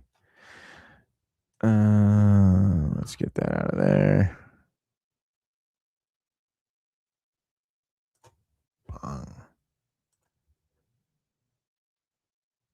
Peace to Stu Dog. Be safe, bro. We'll holler. I gotta go in about 15 minutes because I have a meeting I have to attend. But before we go, there was something else I told you I was going to tell you all about. That's really dope. Actually, there's a couple things I'm going to have to choose. I got to go with Conan. I got to go. I'm a Conan fan. I got to go with Conan. All right. 2 things that are happening. First, I'll skim over that Stallone is going to executive produce a prequel called John Rambo, right? A prequel to First Blood. Remember, the first movie is not called Rambo, it was called First Blood. And that was the good one, in my opinion. Like, that was a great fucking film, bro. That was just a great fucking movie. Rambo, when he comes back and goes, to Vietnam and all that. That was iconic and just crazy and all that, but looking back, like First Blood was the better film. Sorry. But yeah, Stallone wrote 5 Rambo movies, which grossed over almost $1 billion, like over $800 million. So yeah, Rambo is a huge property. So they're doing a prequel, and he's going to executive produce, which I think is cool because at the same time, his Contra brother, Arnold Schwarzenegger. If you didn't know, Arnold Schwarzenegger and Sylvester Stallone are the basis for Contra. Remember Contra? Up, up, down, down, left, right, A, B, select, start, some shit like that, right? The cheat code. Contra, Nintendo game, was based on not Dutch, actually. It was based on Commando. Dutch was from Predator. It's based on Commando. What was his name in Commando again? That was my favorite. That's to this day, my favorite Arnold movie of all time is Commando, just because, like, the age, probably just the nostalgia. What was his name? John. Yes. You're getting old, John. Yes, you're getting old, John. Let off some steam, Bennett. He fucking threw the pipe through his chest. Classic. All right. Arnold and Christopher McQuarrie teaming up to do King Conan. Now, if you remember Conan, the Barbarian was great, and then its sequel, Conan the Destroyer. And at the end of these movies, at the end of the one where he cuts off James Earl Jones' head and throws it down the fucking stairway, he sits like in the credits roll. You see him sitting like on like a chair, and then it turns into like a throne, and he's sitting there like, Conan, the years passed, and Conan's, whatever the fuck, right? And he became this king, right? And then he's sitting there with the crown, and he's this gray beard and this wicked, it just was the coolest shit, dude. And I just like wanted to see so bad, like, I want to see that movie, right? Where he's King Conan. Well, I wasn't alone. Many, many, many, many fans felt the same way, and we're finally getting our myth, our legend, our wish, I guess what do you call the threequel? Conan the Destroyer, and now King Conan. Finally, it was supposed to happen back then, mind you. Yes, King Conan was a movie that was supposed to happen back then.